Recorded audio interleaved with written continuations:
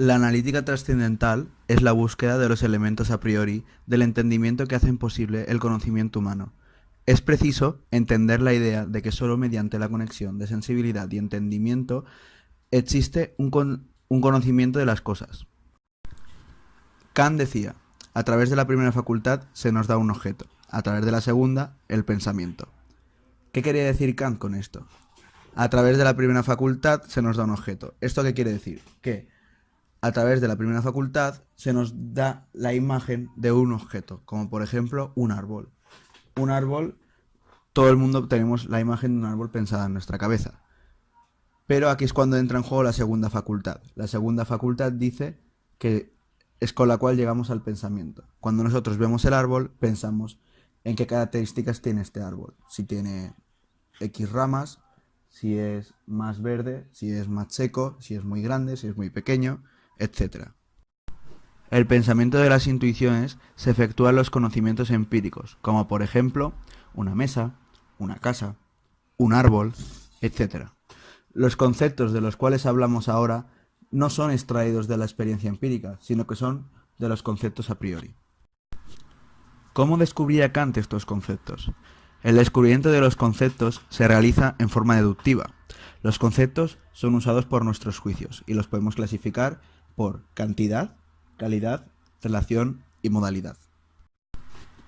Ahora vamos a hablar de los juicios según la cantidad.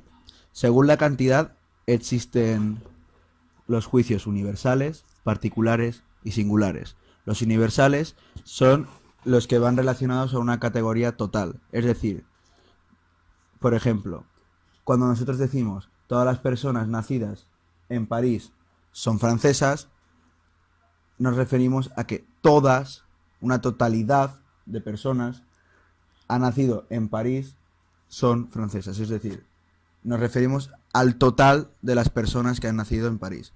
Cuando hablamos de las particulares, hablamos de una pluralidad. Por ejemplo, si nosotros decimos algunas personas fueron de viaje a Mallorca, esto quiere decir que no todas, pero sí un grupo. Es decir, en lugar de ir todos, fueron 2 o 3 de viaje a Mallorca. Luego, según la cantidad, también están los singulares. Es decir, que son categorías unitarias. Por ejemplo, Mark es mi mejor amigo. Mark es una sola persona, claramente no es un grupo de personas. Por eso decimos singular. Los tipos de juicios según su cualidad. Tenemos afirmativos, negativos e infinitos. Los afirmativos. Nosotros cuando hablamos de afirmativos estábamos hablando sobre una realidad. Por ejemplo, cuando nosotros decimos, es cierto que paseamos por la Rambla, estamos hablando de una afirmación, de ahí afirmativo. Cuando hablamos de negativos, estamos hablando de algo que no ha pasado realmente. Por ejemplo, siguiendo el mismo ejemplo anterior, nosotros no paseamos nunca por la Rambla. Y luego encontramos los infinitos, los cuales delimitan una limitación. Es decir, cuando nosotros decimos, por ejemplo, que el espacio es inmenso,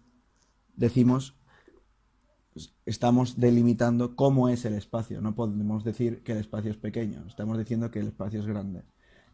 Lo mismo si decimos que mi habitación es muy pequeña, también estamos delimitando nuestra habitación. Los tipos de juicios según la relación están divididos en los juicios categóricos, hipotéticos y disyuntivos.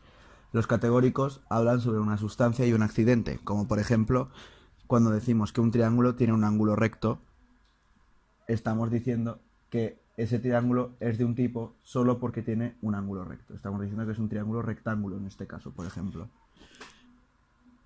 Los hipotéticos, los cuales hablan de causa y efecto, por ejemplo, si juegas con fuego, te vas a quemar. Estamos claramente estableciendo una causa, por ejemplo, la causa en este caso sería si juegas con fuego y el efecto, te quemas. Y luego los disyuntivos, que hablan sobre una acción y una pasión. Por ejemplo, cuando nosotros decimos esta mujer está casada, claramente estamos hablando sobre la acción de que la mujer está casada.